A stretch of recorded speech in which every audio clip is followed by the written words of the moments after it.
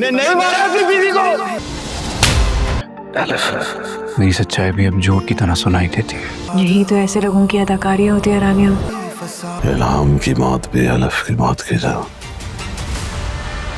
हादसा लगा।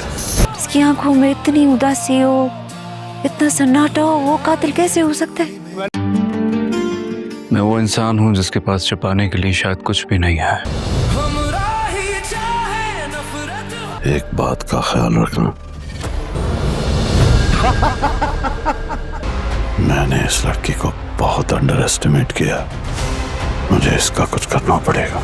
इल्हाम इस बात का यकीन करने की कोशिश कर रही होती है कि वाकई सिहान ने एलिफ का कत्ल नहीं किया और सिहान उसको बार बार यकीन दिलाने की कोशिश कर रहा होता है, लेकिन इल्हाम उसकी बात मानने को तैयार नहीं होती और उल्टा वो सिहान को ही धमकाती है कि वो सिहान को उसके अंजाम तक पहुंचा कर रहेगी।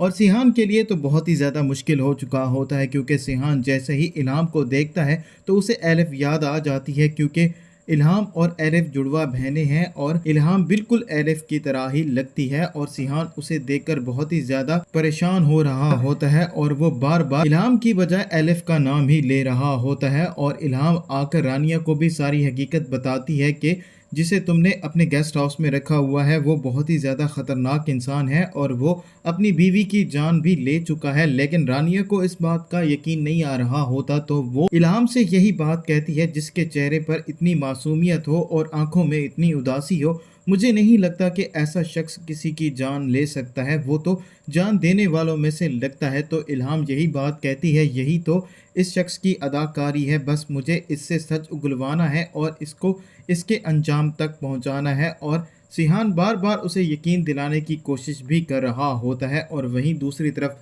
गाजी यूसुफ भी अपनी अगली चाल चलने वाला है और वो ज़करिया को ये बात कह चुका होता है कि इल्हाम को भी अपनी बहन एलिफ के पास पहुंचा दो और उसकी मौत भी हादसा लगनी चाहिए ताकि किसी को भी शक ना हो।